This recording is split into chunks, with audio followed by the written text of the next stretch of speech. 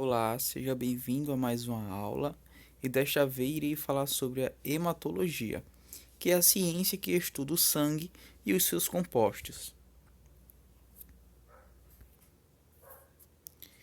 Então, o que é o sangue? O sangue ele é a substância formada pelo tecido conjuntivo hematopoético e divide-se em uma porção líquida e uma porção corpuscular, que também pode ser chamada de porção figurada. A porção líquida ela é composta pelo plasma, que contém glicose, minerais, lipoproteínas, ureia e outros compostos. Já a porção corpuscular, ou também chamada de porção figurada, contém as hemácias e os leucócitos, que podem ser os granulócitos e os agranulócitos. E também temos as plaquetas, que não são células, são fragmentos celulares.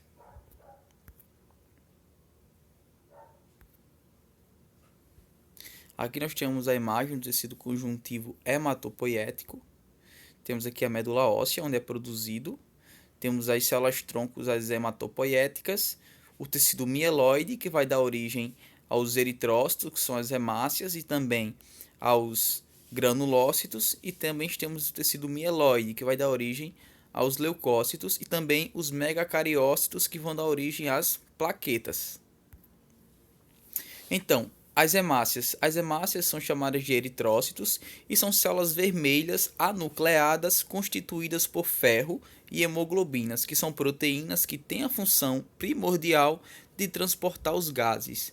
Já os leucócitos são as células de defesa do corpo e dividem-se em granulócitos e agranulócitos. Já as plaquetas, ou também chamadas de trombócitos, são fragmentos celulares que agem na coagulação sanguínea ao produzir uma enzima chamada de tromboplastina.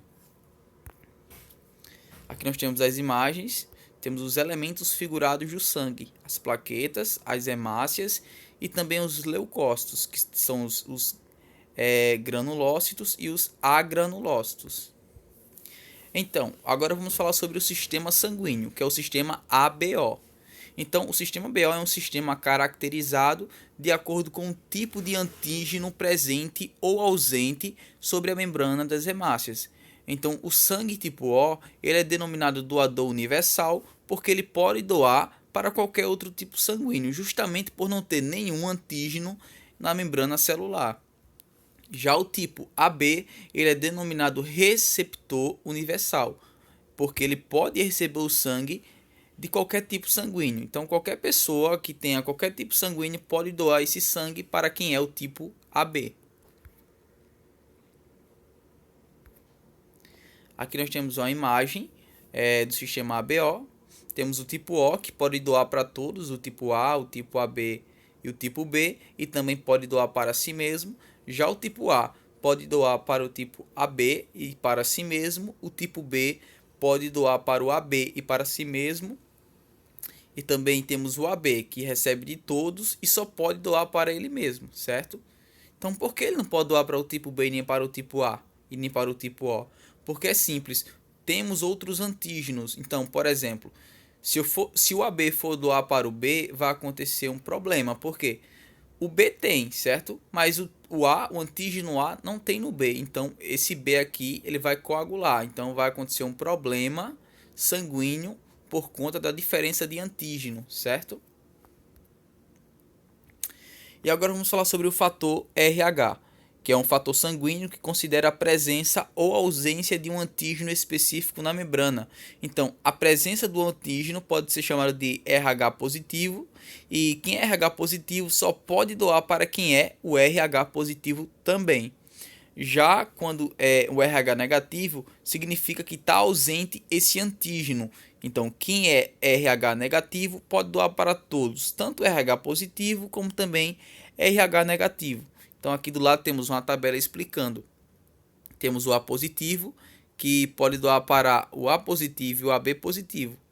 E pode receber do A positivo, A negativo, O positivo e O negativo. Então, resumindo, o positivo ele doa só para positivo, mas o positivo ele recebe tanto de positivo como de negativo. Então isso aqui acontece em todo o processo. E agora vamos falar sobre um problema, que é eritroblastose fetal, que corresponde a uma complicação provocada por fator RH incompatível, que acaba causando a lise das hemácias do feto, geralmente acontecendo em uma segunda gestação. Então, por exemplo, na primeira gestação, o bebê RH positivo e a mãe RH negativo, a mãe ela vai produzir anticorpos contra o RH positivo, certo? Então, o que acontece? Numa segunda gestação com um bebê RH positivo, os anticorpos da mãe, que agora são RH positivos, então são anti-RH, vai destruir as hemácias do feto, causando uma anemia hemolítica, que normalmente gera a morte do bebê. Então, por conta disso, já existe um certo soro específico que vai neutralizar o RH da mãe, ok? E a partir daí, a mãe não vai conseguir gerar uma resposta imunológica contra as hemácias do feto, certo? Então, é isso.